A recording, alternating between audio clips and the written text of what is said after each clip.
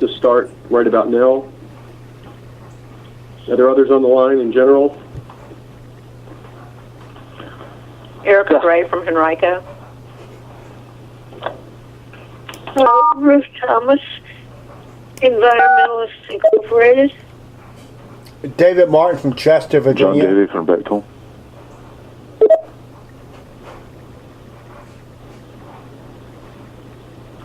Thanks.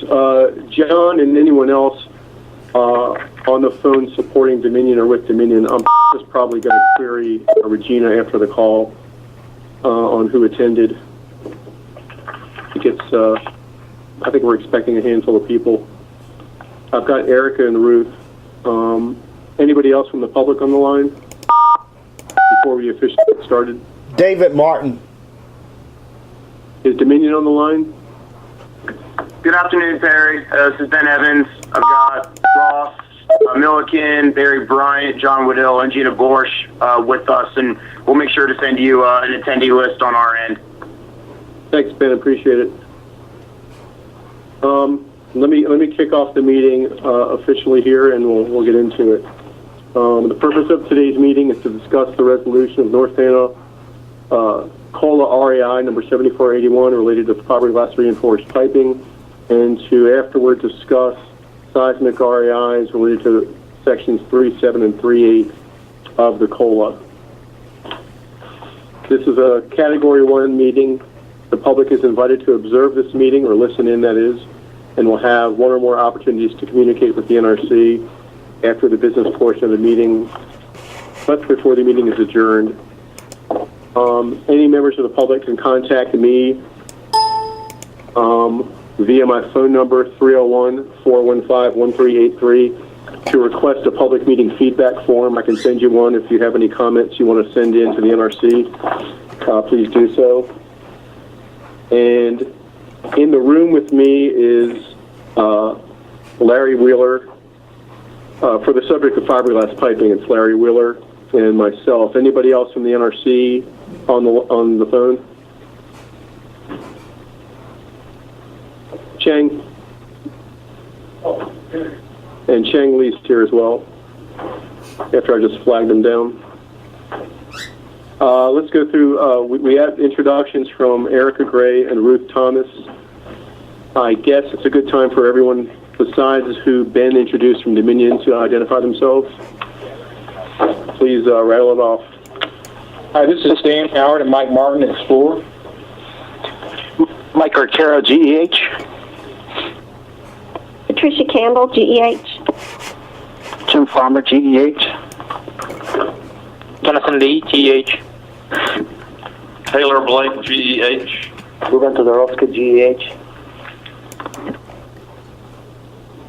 From BNL, it's Joseph Braverman, Manuel Miranda, and Jin Sonia. Welcome. Mark Loeffler from Intercon, supporting Dominion.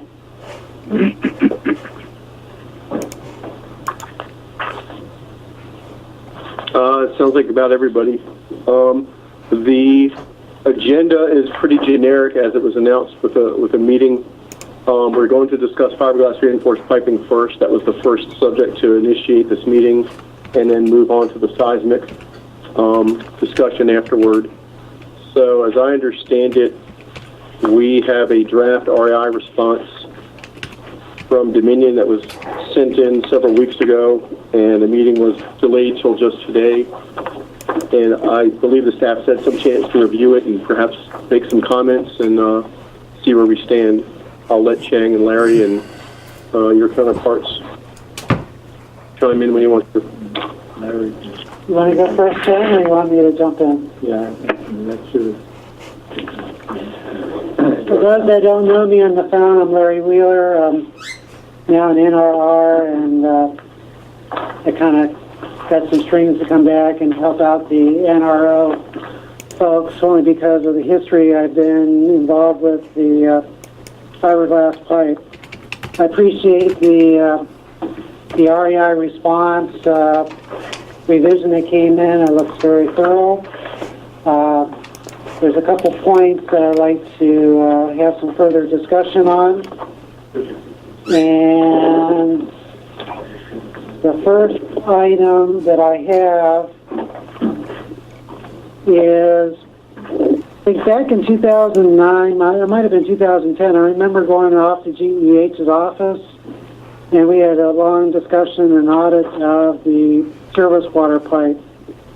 And I made some notes on some drawings that I had, and correct me if I'm wrong, GEH or Dominion, I think some of the service water pipe is 36 inch and not all 42. Did you do some design change and change it all down to 42, or are you still mixed in with some 42 and some 36?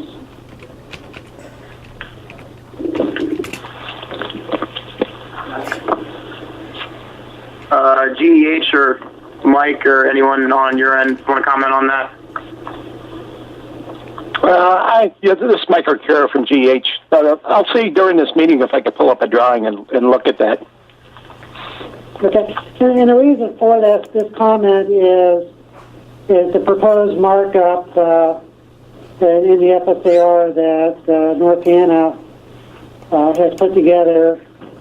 I think the table has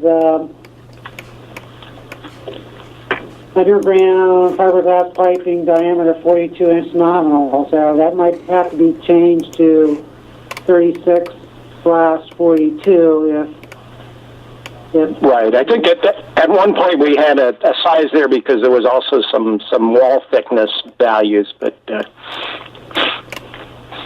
I don't know that the actual diameter is a critical parameter. Well, it's the information you're putting in the FSAR. You're saying it's 42-inch nominal pipe size. So Right. Understand. Maybe there's a range that we need to put in there versus just saying, hey, there's all 42. So that was one comment. It says, is it truly just 42, or is there other pipe sizes involved? The other thing is not knowing your design, and maybe your detailed design's not done. Are you putting any vents and drains in the fiberglass piping going from the pump house into the turbine building? If that's true, that you're putting vents and drains in, then you might need to include that piping size diameters on this chart. Is that known at this point? This is Dan Howard at the floor. I think the detailed design of the piping system is not done yet, but I know that's one of the reasons I think that we put in the references to the number of tables that we did was that they covered different sizes of pipe. So if there were some branch lines, vents and drains and things, they would be covered by the code case tables that we put in. Okay. So where do we go from here? Because we have a markup that says underground fiberglass piping is all 42, where that may not be the case. Well, yeah, Larry, we'll take an action to look into that further before we wind up finally submitting this revised response. Great. That's what I was looking for. The second issue that I had was related to all the code case in 155-2 tables. And I know you had discussed in your markup which tables were applicable. And I came up with a different list that I thought was applicable. And let me go into the details. Dominion stated in the response to table 290-1B, 2B, 3A, and 3B apply. Looking back at the pipe size, I think that only 2A, 2B, 3B apply.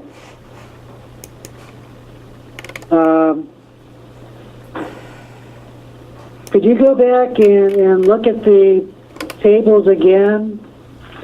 Because I think some of the tables that you're referring to may not apply, and you're missing some tables. Larry, this is Dan Howard. Could you repeat that list of tables that you just mentioned? Some 42-inch pipe. Larry, could you repeat the list of tables that you thought we need to look at? I think that only 2 Alpha, 2 Bravo, and 3 Bravo apply based on the 42-inch diameter fiberglass pipe. And I think, as I mentioned earlier, I think we included some of the others because the possibility of some branch lines and vents and drains. Okay. But we'll take a relook at those tables. So you had said that 2B applied, and that's 16 and smaller. So what you're saying, if you have vent and drains, that would apply. Yeah, if you can just go back and look at the 1, 2, 3, 4, 5, 6, 7 tables that are in that code case, and just reconfirm which tables apply, that would be great. Okay, will do. The other comment was, it looks like we got a long email related to the fire zoning. The fire zones are where the fiberglass pipe comes in. Are you going to do anything else to the markup to talk about the separate areas or the separate zones, fire zones, where the fiberglass pipe comes in? I think we had pulled that information out that the flange interfaces, which conform to manufacturing standards for the fiberglass pipes, are used between fiberglass and steel pipe, and then you remove are located in the turbine and service buildings. Why? That was good information. Why are you pulling it out? Because that's kind of what keyed us into asking the fire loading question. Larry, this is Ben Evans from Dominion. We decided that we haven't determined yet where this interface is going to be between the transition flange it's going to set up between the fiberglass piping and the steel piping. So we didn't want to put that level of detail in the FSAR. Additionally, I can't remember if I happened to mention this to Perry or not, because it's been a couple weeks here with these discussions, but there was a supplemental RAI response we submitted to you guys back in December. It was question 921-13, and we had a statement in there that had the same wording that was in the markup for this RAI response. So our intent is, when we submit this RAI response, to remove that statement on where the interface is going to occur. We're going to also revise that statement in the supplemental response, just to make sure that we're consistent and clear between the two responses. Okay, yeah, I do have that in front of me, and it did said the interfaces were located in the turbine and service water building. So, okay, I understand. The staff's concern is where this pipe enters and transitions from fiberglass to steel. Are we in any type of fire zone area that a fire can in fact disable both loops of in-service water system? That's what we're looking for. If you don't know where it's going to come in, then it's probably hard for you to make a global statement that the same fire zone won't disable 2 loops of service water. Yeah, Mr. Weaver, this is Mike Arcaro from GH. I think we can make that statement. You know, the service water is witness, so there is requirements as far as separation, so they will be in separate fire zones. Could we see some wording to that effect in the REI response and the markup to the FSAR? Or do you think it already exists? Well, it's definitely in the DCD. It's not in the REI response right now, though. We can certainly add that into the REI response, Larry. That's not a problem. Okay. Yeah, by referring the DCD sections, if you have it in the DCD, just cross-reference will help. Yeah, we're just concerned the melting point of fiberglass is obviously a lot lower than steel. So we want to just bring that to light that it's been evaluated, and if we see that in an REI response, I think we can put that issue to bed. Okay, and I think we could point to you in the DCD where that's a requirement.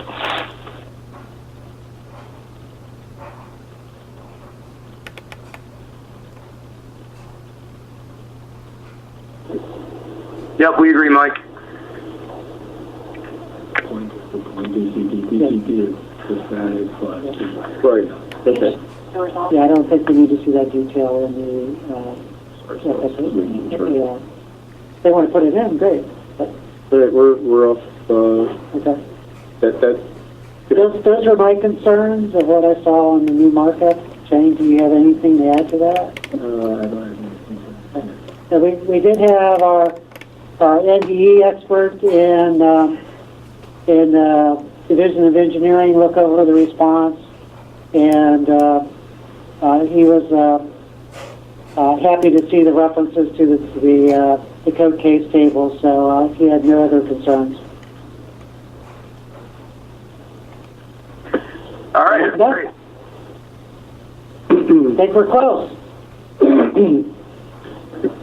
So with this feedback, I'm sorry, Chang, anything? Yeah, we're looking for, we're going to have some update in the response and pointing to the proper BCD, so we'll have some actions from them. Mm-hmm.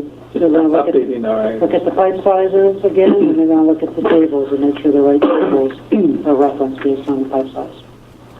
Do you at Dominion have enough information to draft a response or send in a final response? You know what you need to do at this point, based on the staff's feedback, or was anything unclear?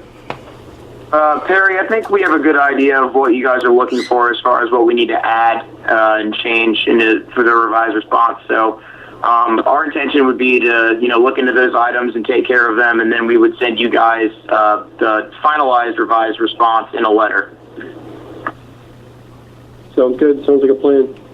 And I'll touch base with you as we're working on the development if anything comes up, if there's some, additional detail that might have slipped through the cracks that we're not thinking of right now. But I think for the most part, we understand your concerns and know what we need to do. Okay, any additional detail like that, I would consider, it's information I could provide you. Beyond that, we have to, of course, schedule a public call, but let me know what you need. Will do, thanks. All right, that's the fiberglass, the FRP issue is more or less You want me to settled. hang around in case members from the public have comments, or? Actually, thanks for reminding me, because we had this situation at the last meeting where we had two different subjects and some of the staff members left the meeting. Okay. Let me give the public an opportunity to ask any FRP-related questions right now.